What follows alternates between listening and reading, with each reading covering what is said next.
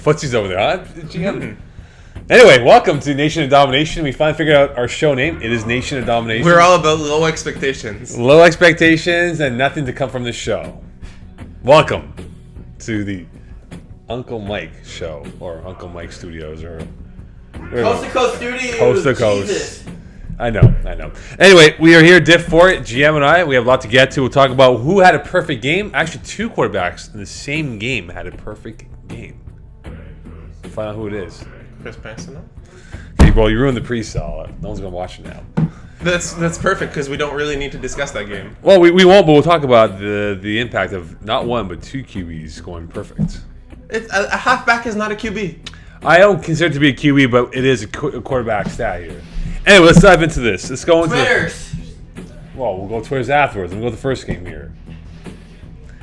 At GM Cole 44 at MoCon19 at Eagle FPF if you want to send us further off the rails and tweet in a question. Let's dive into the first game we have here. 2.5 Dans Dragons. The Dans win by 7, 39-32. Joey Taylor 5 TDs, 126 yards passing. My boy, Fody Evangelista, 2 INTs, a game clincher to end off the game. Simone Dagenet, 5 TDs, 185 yards passing. Are 2.5 Dans a legit threat?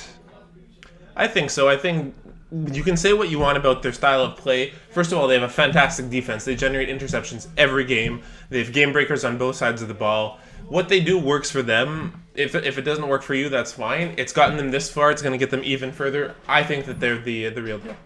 I look at 2.5 and I see them. Obviously, could their depth be a factor if someone gets hurt? Yeah, I think it can be. But every game they've improved. I know it's unorthodox what they do out there, but it works for them, right? And maybe it doesn't work for you and I, but at the end of the day, they are a team that they might pass for 125 yards a game, but they might get you 45 points. Yeah, that's I agree. Thank you for reiterating. After this performance by Simon Dagenet, was this which was lower than 50%? I know, for anyone but he had who was watching 5 TDs. I was there for the game. Yeah. No, but for anyone who's watching the Div 3 podcast, Simon Dagenet's completion ratio was less than 50%. Was this a wasted performance by the entire Dragons team, given how many yards he put up in TDs? I don't think so. I think that things need to happen on defense for this team. Despite the fact that Maxime Cote is injured, they've lost one of their better players. The rest of the team does still need to step up. They need to make sure that the coverage is there, making sure that it's not the defense over and over. They need to come up with stops. Give Simon more opportunities with the ball to get this win. This was a wasted performance. I was there for the game, and they should have beaten. I thought at one point they had the Dans on the ropes and should have beaten them. And they failed to execute. And I go, when will Simon Dagenet ever get 180 yards plus passing and 5 TDs in his career in a game? And lose. And lose, yeah, exactly. And lose on top of that. I don't think he'll ever do that again in his life.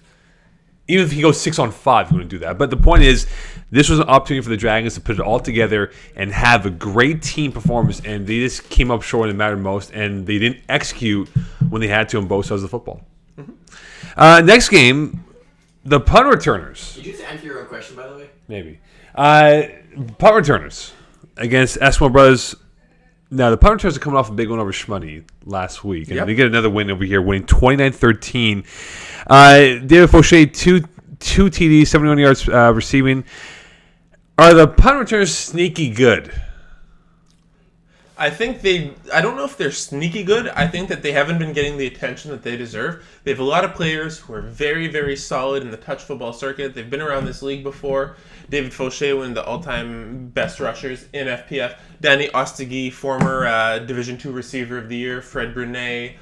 Etienne Guillemay. The list goes on and on this team. It's a team that we just haven't given enough credit to thus far. We'll do more credit for this team here. I think they're good. I mean, you look at the quality ones up till now. Is that his drink, by the way? It's mine. Oh, it's yours. Okay. You look at the quality wins. I mean, for them to beat Shmoney, where I think we both thought Shmoney was going to beat them, and given how well Shmoney's been playing up until this past week, I'm impressed by the punt returners. I think they are going to be a tough out if they do make it to the postseason play by Dave Del Rocca.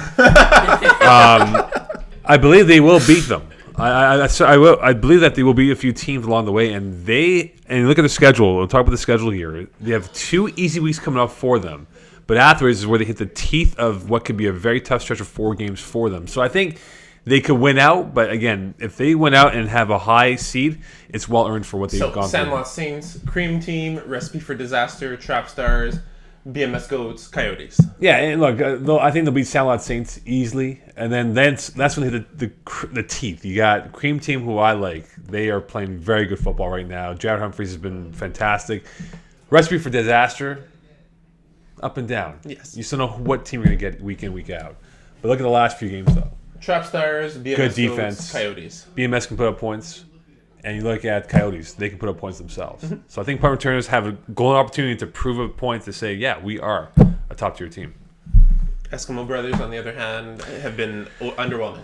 Yeah, and we spoke about them last week or 2 weeks ago, that unfortunately, given the situation they had with the injuries that they've incurred, that this is probably a write-off for them. And then once they get those healthy guns back, maybe springtime, who knows, next winter, they could be back to where they were. But I find it puzzling. I watched that game, and just seeing, I mean, no disrespect to Zach Stachowski, but Victor Kozlowski, former John Abbott quarterback in this league as well, has done great things.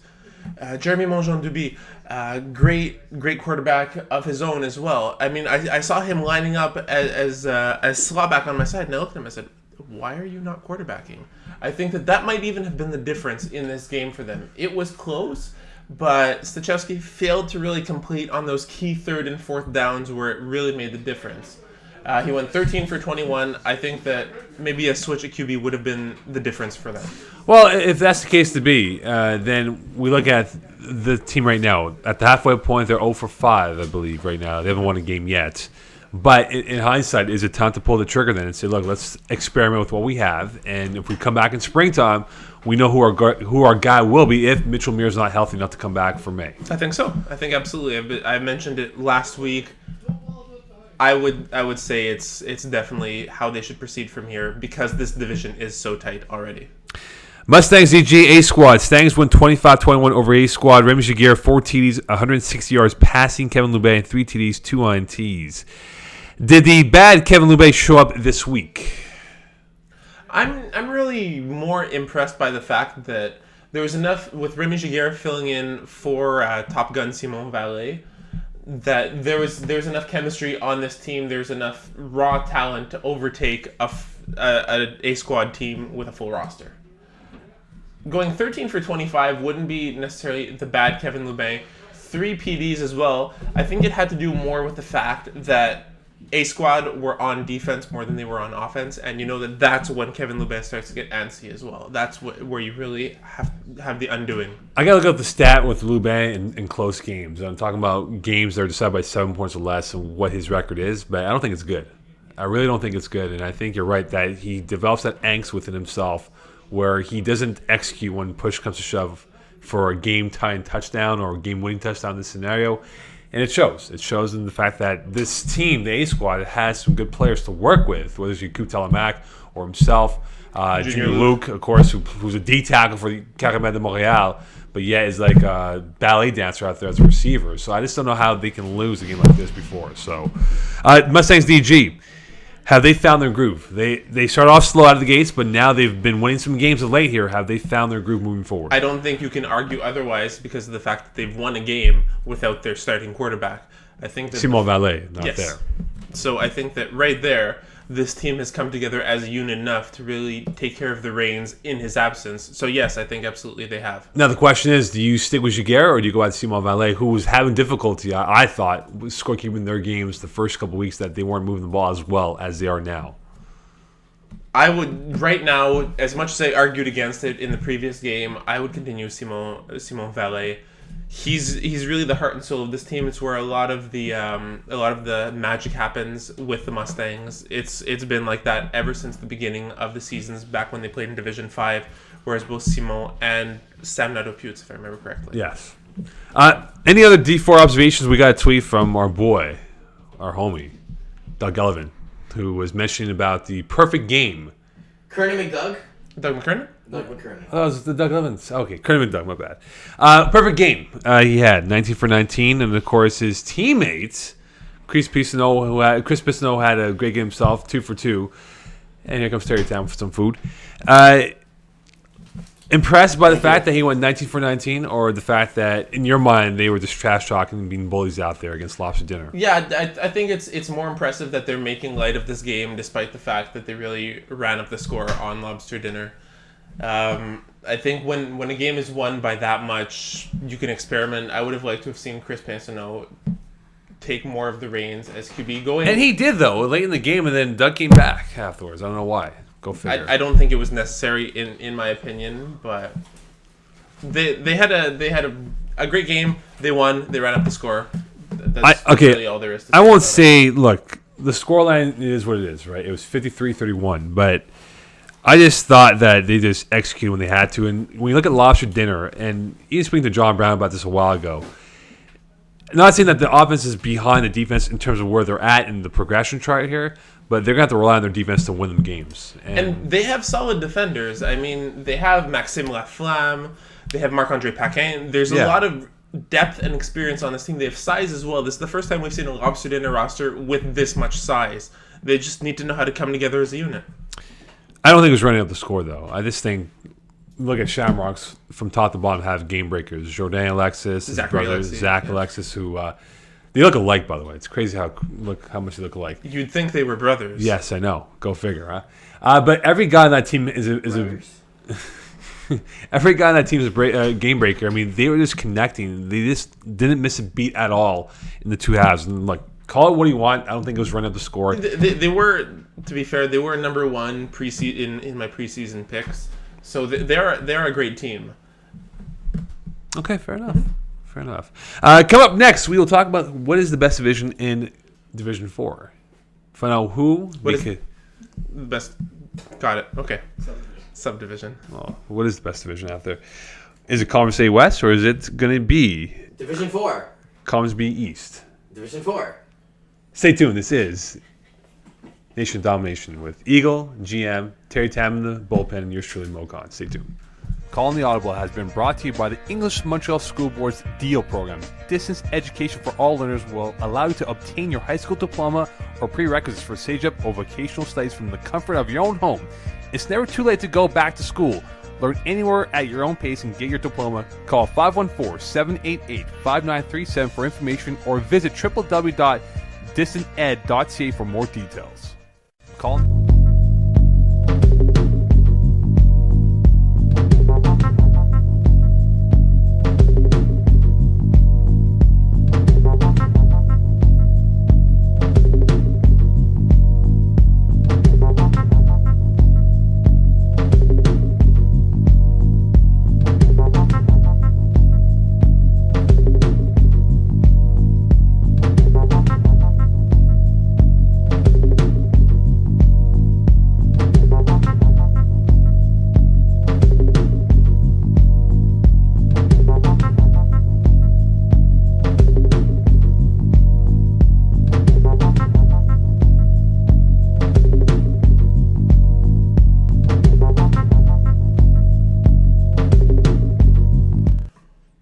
Follow us on Twitter at GMCole44.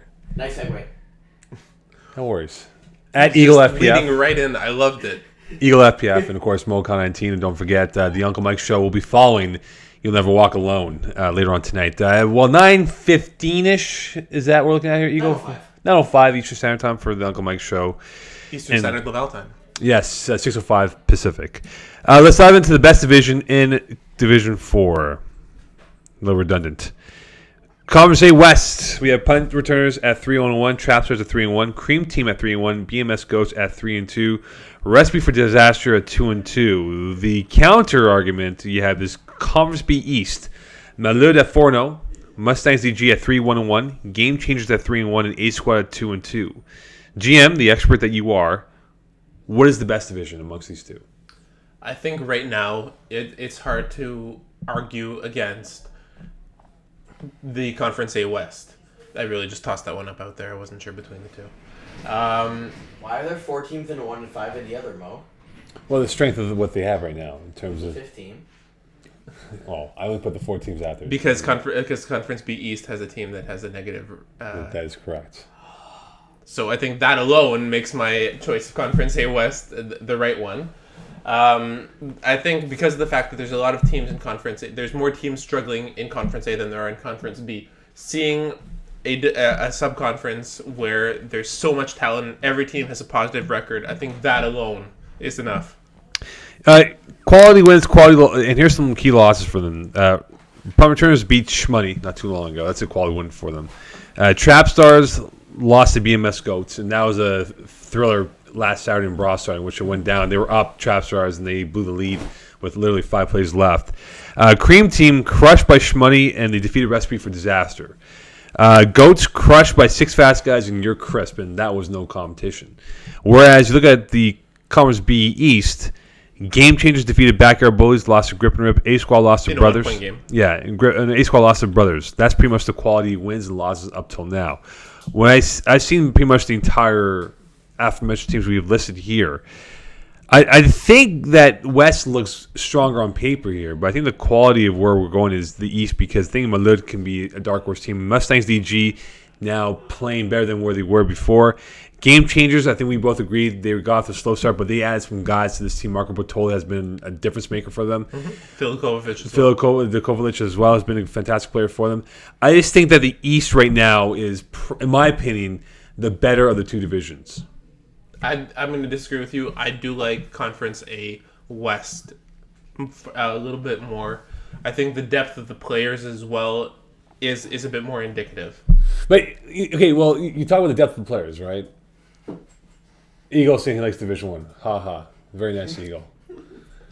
It's Division 1 could beat both Conference A West and Conference B East, to be fair. Yes. But when you look at, again, I look at this right now and I ask myself, okay, well, you mentioned West. I look at punt returners. We both like them. No disagreement about that.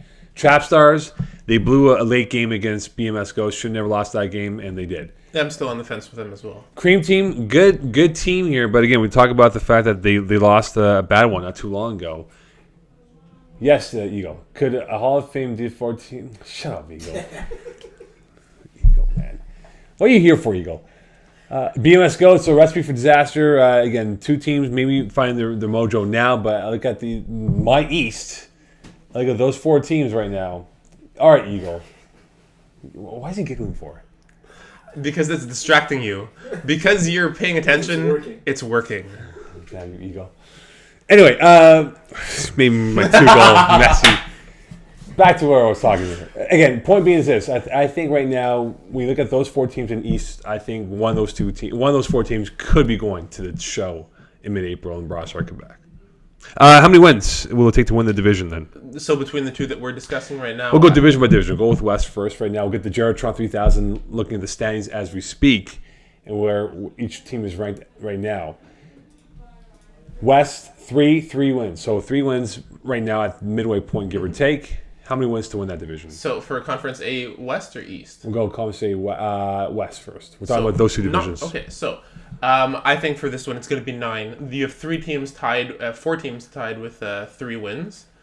So I think that right there it's going to be 9. 9 wins to win the division. Yes, absolutely. I think you can have 1 with 9 and 1 with 8. So you're telling me right now, to use a John Green expression, that we're going to see one of these teams run away right now and win out? Yes. I am. Which team? It's obviously punt returners. Punt returners don't even need to win out. They can. But we looked at the schedule before. They have a tough schedule. They're also a tough team. I know, and we both agreed if they do win out, hey, well deserved. But it's a tough schedule. All right. What about for the East? I think East is going to be a little bit less deep. I'm going to go with 7 wins. And who wins that division right now? Going down to Conference B East. Yes. Thank you, Eagle. I think it's going to be Le Malud. No question. How many losses? 2. Okay, fair enough. 2, maybe 3. So would you be surprised if we see 1 or 2 teams, one from each division, making it to the finals? Or 1? I would be surprised considering the depth of the other teams in Division 4. I think that no team has an easy run, let alone one of these teams. I feel bad once playoffs roll around in 2 months' time. Whoever, say, is the 3 seed or a mid-tier seed will have to play one of these teams in the playoffs. Mm-hmm. Not an easy job for anyone out there. Come up next, we'll talk about who needs to step up. I'm not talking about GM's McDonald game right now or Terry Tam, who's in the bullpen as we speak. We'll find out which players need to step up as we approach the midseason point of Div 4 on Nation and Domination with GM, Eagle, Terry in the bullpen, and Mocon here in lovely North Central downtown Eastern Laval. Calling the Audible has been brought to you by the English Montreal School Board's DEAL program. Distance education for all learners will allow you to obtain your high school diploma or prerequisites for SageUp or vocational studies from the comfort of your own home. It's never too late to go back to school. Learn anywhere at your own pace and get your diploma. Call 514-788-5937 for information or visit www.distanted.ca for more details.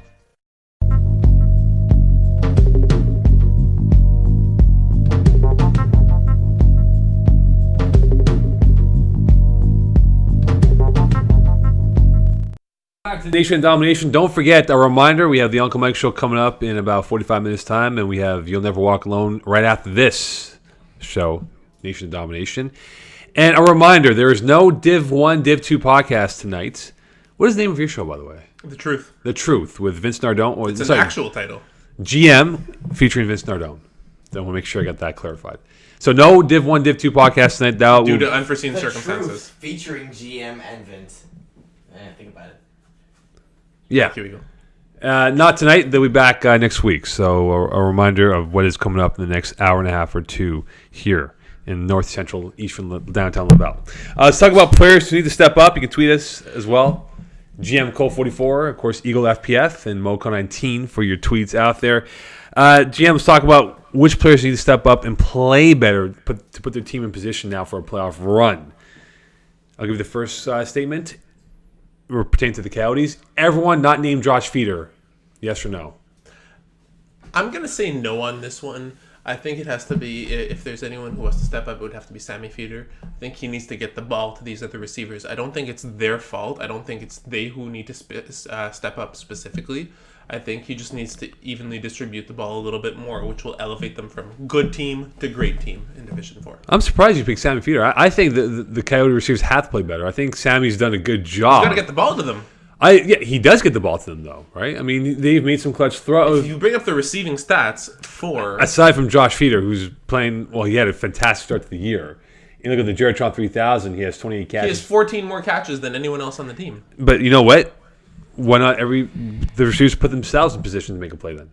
Sammy Feeder is going to put the ball there, so why him? Let's put the receivers on that. Coyotes receivers, when you know that Josh is running a hook, run a slant underneath to be eligible to catch that pass so you can step up, according to Mo.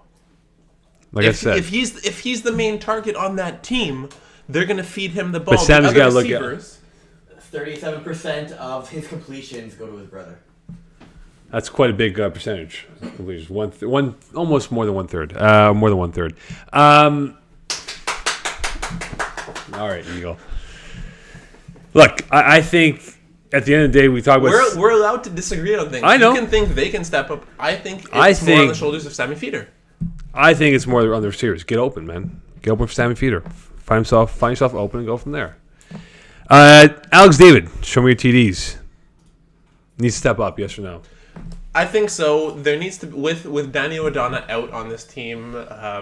Best of luck on your recovery. I think that with him out, there really needs to be a go-to receiver on this team. Alex David is no stranger to the league. He's had a 50 reception season. He does need to be the guy for Mike O'Donnell to throw to and really come up big in games for them. He was their big acquisition in terms of the FPF leadership, and he is not feeling miserable, but he's going towards that direction right now. And I think if they're going to go anywhere with him, he's got to make some plays and be how he was, say, 2-3 years ago when he first became what he was back then, and what he could be now. So, yes, Eagle. The Eagle has surpassed him. The League has surpassed him. Maybe to an extent, but I think he's got to play better. Will any lobster dinner receiver step up to the plate and make a play? I don't think there's anything wrong with Lobster Dinner right now. They've had a decent season so far. They're 1-3, but they have a plus minus of 18, which a lot of it does stem from the 53-point win from the Shamrocks. I mean, I mentioned their names before, Maxime Laflamme, Marc-Andre Paquin. These are two top-tier receivers in the division. They're very, very good. Eric Lusiak as well. Henry Chalo, who hasn't been playing for this team, has been replaced by the rest of the players here. But I think that there's enough depth on this team. Eagles pointing at Jonathan Petard as well, who's a solid player. He's only been there for 2 games though. Like I wouldn't really consider him to be part of the whole offense. He's there for half the games essentially. I've seen 2 of their games, and in those 2 games, I've been unimpressed by their receiving core for Lobster. I think the defense is great, but it's that offense. It just seems like they stagnate in the second half. They can't. So let's answer your own question then. Who needs to step up receiving? I think the entire unit has to step up. Whether Petard comes back or not, I don't know. I don't know if he was a replacement. I don't know if he's in there for a couple of games, whatever. But for John Brown and this team to grow even more, that entire unit has to play better than what they have. And it's just like on 3rd and 4th downs. We talked about your previous points earlier in the segment, or in the show. If you can't convert on 3rd and 4th downs, you're putting your defense literally on their heels to make play after play for you to win games. Without a doubt. So I think they got to play better as a unit. Separation weekend is this weekend where we'll see teams start strain themselves away from the pack and now take the pole position moving into the second half of the year. I don't think so. I think it's already happened. I think we talked about is there a separation? Like, are there 2 tiers in the division? I mentioned with Simon, I don't think that's the case. I think there's 3 tiers in the division. I think you have the really, really elite. I think you have the bulk of the division, and then you have the struggling teams. So I think that separation has already happened. I think that at first glance, you can name the 5 or 6 really elite teams, the 5 or 6 struggling teams, and then everyone else. All right, so let's say the elite teams that we have, the 6 we have in our hand right now. Can anyone from the middle of the pack join that club? It is absolutely doable, bringing up the entire rundown of Division 4. You see teams right now who are 3-1 or 2-2 who can. Well, Schmei's got that division locked up. I think they're going to win that going away. But any teams in the middle of the pack, though. Right now, scrolling down, you have Trap Stars who are 3-1, just under punt returners. 69ers who are 3-1, who have just hiccuped a little bit. Mustangs DG, Game Changers, both at 3-1 under Malud. These are teams that can definitely make that jump. Backyard Bullies as well, who are kind of living in the brothers' shadow of that division. There are definitely teams who can. And they had a big win this week. Anyway. They did. They had a huge one. So I mean, they are. We talked about them last week. Maybe they're on their way. Maybe rounding up right now in form. Who knows? Let's go into our final 4 picks for the week. And don't forget, we have Game of the Week for Div 4 this week. Ryan already has it posted up on the Facebook group, so go vote for the best Div 4 game. I voted, did you? I did vote. Who did you vote for? I voted for, I don't even remember now. Shamrock's TCO. No, Terry says he voted for Shamrock's TCO. I did not. Grip and Rip. I voted for Grip and Rip. Yes, I did. Thank you, Eagle. And I believe you did as well. I did vote for Grip and Rip, yes. Go on the Facebook site, the Flag Plus Football Facebook group, and you can vote for Game of the Week. www. Okay, Eagle. I think everyone knows the / Facebook.com website. Slash. / Why don't you put up that, Eagle? Go ahead. Let's go into our final 4 picks for the week here. We'll go to the first game, Recipe for Disaster, Game Changers, 2.5 points for the Changers. I think that the Changers are going to beat the spread on this one. I love Recipe for Disaster. I think they're a solid team from top to bottom. I mentioned in my preseason article that it worries me that they lack a bit of height and physicality, and I think that this is going to be the game where the Game Changers receivers are going to create that separation. They're going to outmuscle them. I think that this will be that game where it becomes apparent. Okay, Trap Stars A Squad. Trap Stars coming off an emotional defeat last week, and of course A Squad with what they did this past week. 4.5 points for A Squad. Oh, you have A Squad to win. Interesting. I'm favored by 4.5. I think I'm going to agree with you on this one, as tedious as it sounds. I think there's a lot of big game breakers on the defense of A Squad. That'll be enough. Third game, the Battle of Chateauguay, or South Shore, whatever you want to call it. LaSalle, you want to throw in there. Shamrock's TCO. You ready for the spread? I can see it. I know. Are you ready for me to announce it? I am ready. 16.5 points for the Shamrocks. I don't think that the Shamrocks are going to make that spread simply because TCO is going to take a lot of time with the ball on offense to try and eat out the clock. I don't think it's going to work for them, but that's what I think. I don't think they're going to have the opportunity to score 50 points like they did this week. They cover it and win. They're going to crush TCO. Score kept their game last Sunday. Wasn't impressed again by TCO. 6 fast guys against 2.5 Dans. 7.5 points for 6 fast guys. Yeah, I think so as well. We mentioned that the 2.5 Dans offense has been working for them, but right now Fred Vien has the best completion percentage of all the starting quarterbacks in Division 4. He spreads the ball effectively. He knows when to hold onto the ball, when to air it out deep. I think that it's going to be 6 fast guys by more than. Yeah, I don't think they can match point for point with these guys. I think 6 fast guys will. Despite how deceptively good the 2.5 Dans defense is. And they're going to have to be patient, though, 6 fast guys defense against this Joy Taylor offense. And you're right, the 2.5 Dans can make a play or two in defense, but can they convert those for points? That's going to be key for them. If they can't, 6 fast guys are going to win this easily. Finally, what did you learn on today's episode? I learned that whatever Eagle writes on the Jerrytron 3000, you will read. Well, yes, we've been doing this for quite a while. And he always catches me on a stupid quote that he mentions on his computer. I learned that GM loves double cheeseburgers. I do. Yeah, I see that. You spend $4 and you get more food than if you were to buy a double cheese, a quarter pounder or a Big Mac. I'm very happy. Well, enjoy your double cheeseburger then. Don't forget, you can tweet at us as well. Eagle, I learned that Mocon is very similar to Rob Burgundy and will read anything I type on there. Shut up!